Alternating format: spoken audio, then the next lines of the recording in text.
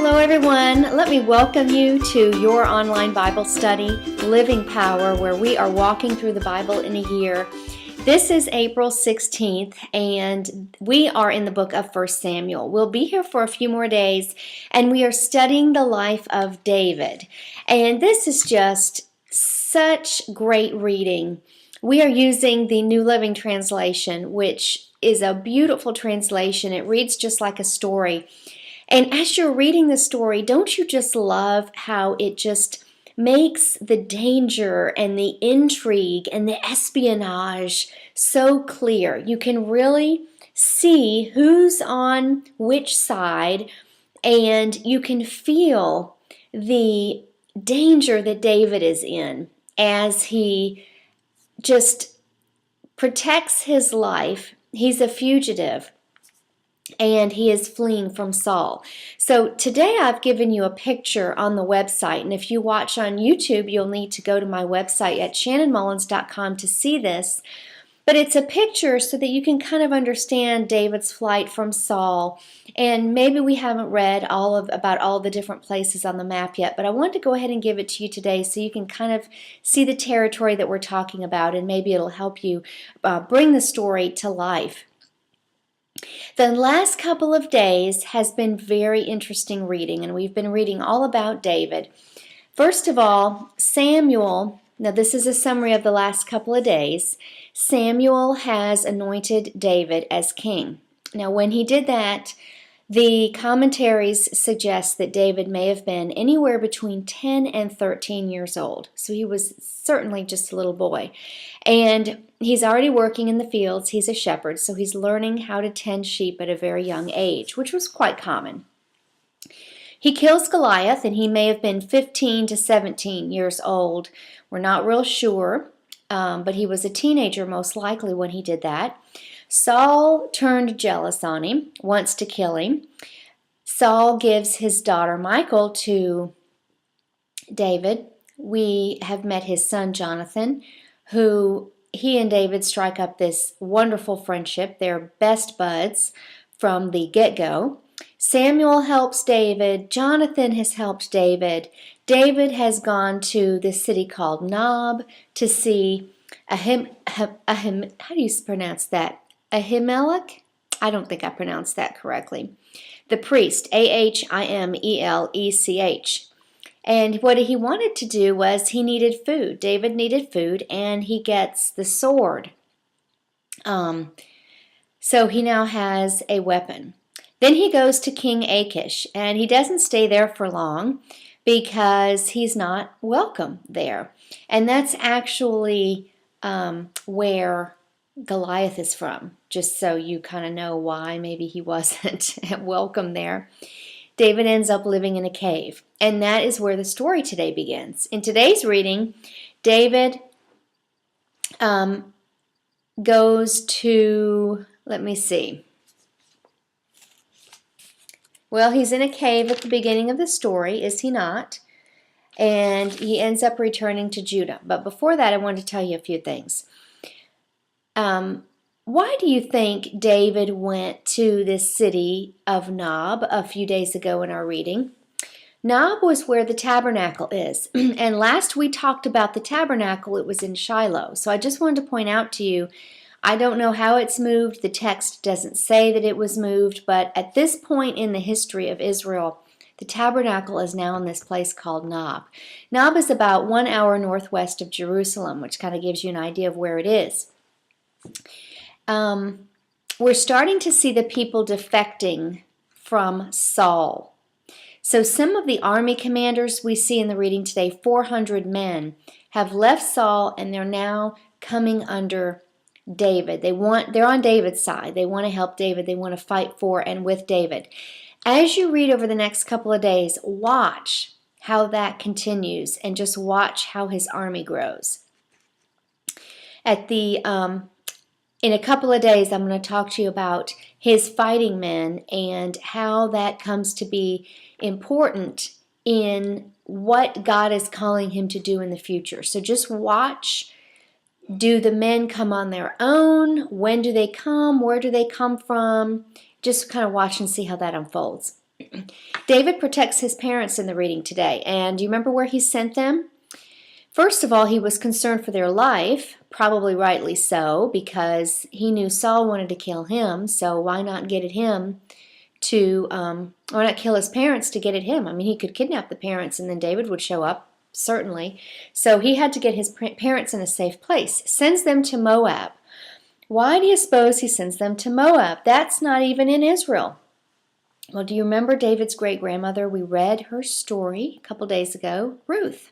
Ruth is David's great-grandmother, or was David's great-grandmother, and she was from Moab. So that was probably why he sent his parents there. He ends up in Judah today, which is a territory. It's a tribe, but this was a large territory because the prophet told David to go there. Saul hears about it, figures out that David is now where he is, and that he had been in the city of Nob, and that he had been talking with the priests. Now, this is the high priest of God. This is the high priest that serves at the tabernacle and conducts the sacrifices and wears the ephod and all the priestly garments. I mean, this is the Aaron, the high priest Aaron of their day. And Saul has all of them killed, the high priest, all of the sons, the descendants. We read today that 85 of the priests were killed. And you remember how many survivors there were? There was one survivor, one of the high priest's sons. And let me see if I can pronounce his name correctly. I'm going to say Abiathar, Abiathar. He's the surviving priest who follows David. David takes him under his wing, and they stay together for years and years and years. And he actually becomes the priestly staff that leads the tabernacle worship when it later becomes tabernacle worship in Jerusalem. This is one thing that David's going to do, is he's going to set up the worship in Jerusalem. So Abiathar and David are hooked together for a very, very long time here. One thing I wanted to mention to you about Doeg is the one that actually kills all the priests, and he does it for Saul. Doeg is an Edomite. He's a foreigner. He's from Edom, which means he's a descendant of Esau, which is just another part of the battle between Esau and Jacob.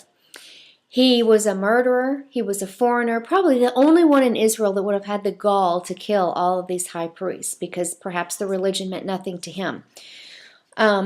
David makes mention when he finds out that this has happened, and he remembers having been there. Why do you think David says, "I have caused the death of all your father's family" in 1 Samuel 22:22? A couple of days ago in our reading, I just wanted to remind you that when David showed up and asked for food from the high priest, he wasn't fully honest with him. David told a little white lie. He said that he was on a king's errand, and he did not alert the priests to the danger that they were in by helping David. And so David realizes that he did have something to do with the death of the father's family, which would have been the high priest's family. That wasn't the only reason for this terrible tragedy, however. What we are seeing today is fulfillment of prophecy. Do you remember back in 1 Samuel chapter 2? Eli was taken down. He was killed. He died. Remember, he fell and broke his neck. But God said that Eli's descendants would not be the priests any longer. This is the fulfillment of that prophecy that was spoken about 150 years ago. So David can't completely blame himself. Yes, he had something to do with it, but it was God's purpose that the priestly line changed. So I thought you would find that interesting. Another thing I thought you might find interesting is just a little bit of trivia. Remember the Bethlehem slaying of the babies when Jesus was about 2 years old? This terrible slaying was also carried out by an Edomite, King Herod, who put forth this edict to kill all the babies 2 years and under was actually a descendant of Esau. So I thought you might find that interesting. Now, we read a couple Psalms today, and I'm not going to go too much into the Psalms. I'll just tell you, as you're reading these Psalms, realize that David did write these. He was a great musician, and these Psalms would have been their hymns. They would have been sung to music. They would have been chanted. They would have been probably memorized, just like we memorize our church hymns today. They would have been sung as a part of worship. And we can read the Psalms today to find a particular emotion that we're feeling, and we can find a part of the Bible that completely registers with that feeling that we're having. So in these Psalms, these were some of the first Psalms evidently that David wrote, and they all express a commitment to God, a sense that David was being unjustly persecuted. And as you read the Psalms, watch how his view of prophecy is growing. He might talk about one person that's doing him wrong, but then as he writes later, and he gets as he grows in spiritual maturity, he gets a more complete understanding that all of the wicked will perish and that God will make everything right in the end. And as we read the book of Psalms this year, I'm going to show you some amazing things that are hidden in the Psalms, prophetic things, things that are still yet to come. According to the end times, things that haven't even happened yet. I bet you never even knew that Psalms had something to do with prophecy and that the end times. There's all kinds of information, praise about Messiah, like I said, about emotions. You can read. I guarantee you there is a psalm for every emotion, whether it be praise, trouble, fear, doubt, whatever it is that you're feeling. The Psalms is a great place to go to read those. Now, as we wrap up today, that's all I'm going to say about the Psalms for now. But as we wrap up today, I wanted to mention to you something. You know, this battle between Saul and David is sort of a type, T-Y-P-E, a type. A type is a symbol for some spiritual truth. And if we look at Saul and David and their life, and as you read and continue to read over this week, think about the spiritual battle that is currently waging between the devil and Jesus. I'm not saying Saul was the devil, and I'm not saying David was Jesus, but we can see similarities in their life. Here's one. Saul, in our reading, today is on the throne. He is in charge. He has complete dominion over Israel. Yet David is God's anointed one, and he is really the true king of Israel, even though his kingship has not yet come to pass. The devil today is in complete power over the world. He sits in power and dominion over everything. Yet Jesus is the king. Not only the king, but the King of Kings. It's just that we don't see it in its fulfillment yet. He has not come back again to take up his rightful throne. I love how it says in Samuel 22:23, David says this to the surviving priest, I will protect you with my own life, for the same person wants to kill us both. Can't you just see Jesus saying that to you and me? I will protect you with my own life, for the same person wants to kill us both. For the devil is certainly out to get us. In 1 Peter it says he's like a roaring lion waiting, just searching for someone that he can devour. But yet we have Jesus, who is our protection 100% of the day. In the Psalms it says God never sleeps and he never slumbers, for he is always watching over us. You know, David's life was a time of persecution, but yet this was a time of preparation for a time when he would become king and actually take up the throne. He is learning to trust in God alone, and he and his men are learning how to fight the Philistines, which was God's plan to defeat Israel's enemies. As long as David sought the will of the Lord, he had protection and victory. David, you see, could not flee from the discipline of suffering because God had very special work for him to do. Well, that's all the time we have today. Blessings, everybody. Continue in your reading. The story just gets even better. I'll see you again tomorrow.